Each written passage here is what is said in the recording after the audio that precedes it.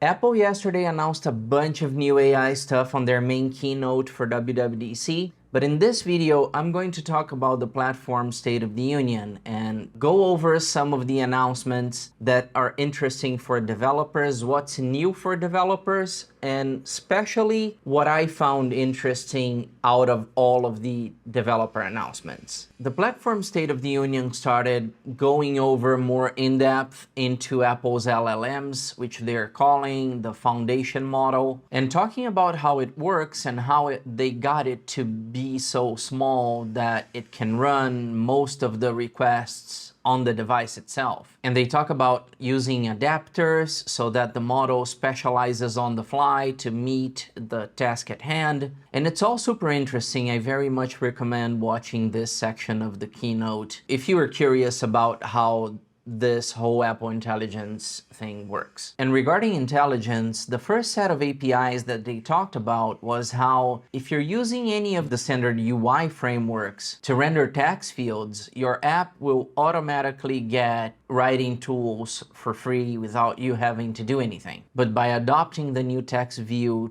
delegate API, you will be able to customize how your app behaves and how it looks when writing tools are active. When it comes to Genmoji, if you're already using their standard text systems with inline images, you're in great shape. All you need to do is just set one property and your text fields are ready to accept the Genmojis from the keyboard. Under the hood, Genmojis are handled differently though than regular emojis. Regular emojis are text and Genmojis are actually attributed strings. There is also an image playground API for you to be able to add image generation inside of your app. And since the images are generated on the user's device, they're free to generate as many as they want. And you don't have to worry about setting up and paying for text-to-image models and your own servers or anything like that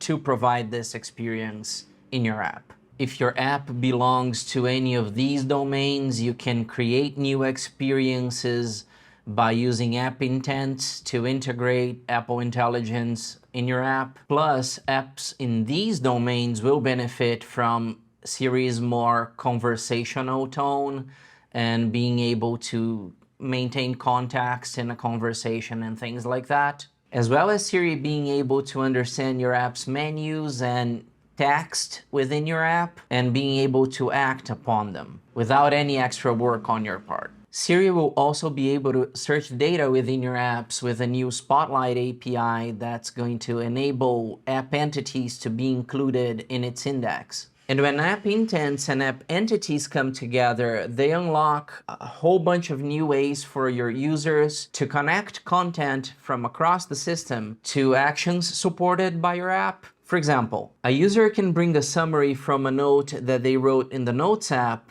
into an email that they have drafted using a third-party app. There are also a bunch of new things with Core ML that I won't have the time to get into here, but one of the things that caught my attention was the Vision API's expanded list of capabilities that seem extremely useful. Moving on to Xcode, the big new thing also has something to do with AI, with a new, much improved autocomplete feature that seems similar to Copilot. But it knows your project, so it can suggest your own assets, your own types, and it can use the latest versions of Swift and the iOS and Apple platforms SDKs in general. Everything happens on device.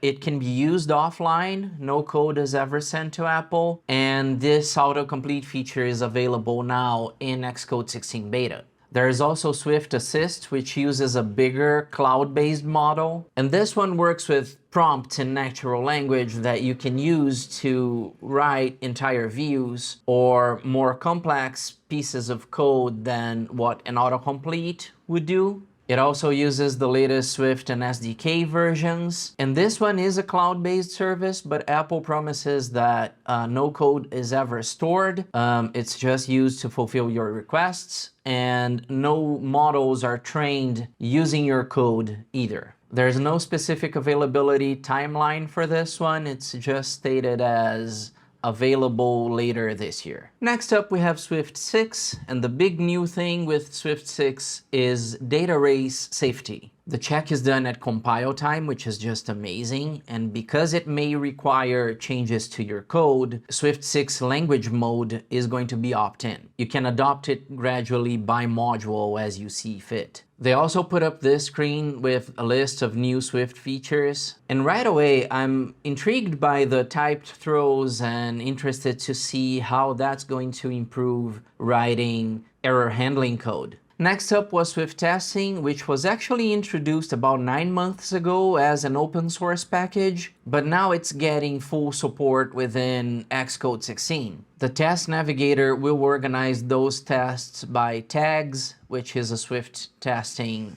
feature, and the source editor will have a rich inline presentation to show what went wrong when a test failed. For Swift UI, the first new thing that they showed was regarding previews, which now has a new dynamic linking architecture that uses the same artifacts for previews and for build and run. And this is gonna avoid rebuilding your project whenever you switch between both, and supposedly should make it a lot faster. And you can also now add dynamic properties like state to previews. The other big thing for Swift UI was better interoperability with UIKit and AppKit. One example that they showed was that gesture recognition was refactored out of UIKit and is now part of a more common framework that is used between the UI frameworks. And now for some rapid-fire, platform-specific new developer features. For iOS and iPadOS, there's a new Controls API for you to be able to add actions from your app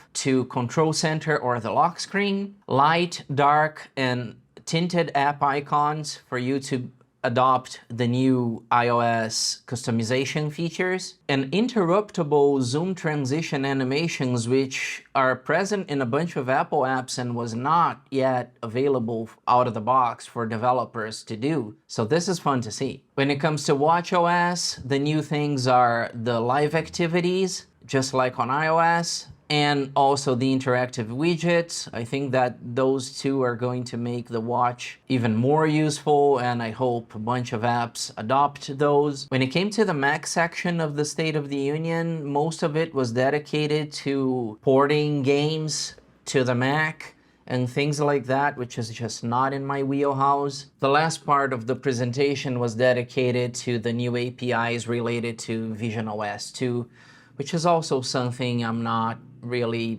focusing yet as well. But the tabletop APIs were really interesting though. I really hope that by the time I'm able to get one of these headsets that a bunch of board games are available already. So overall, this was really a huge WWDC. I'm really interested to see how the whole intelligence thing is going to play out. But I want to hear from you. Let me know in the comments what you liked, what you didn't like, what do you think about Apple Intelligence and all the APIs that they have provided, and I'll see you on the next video.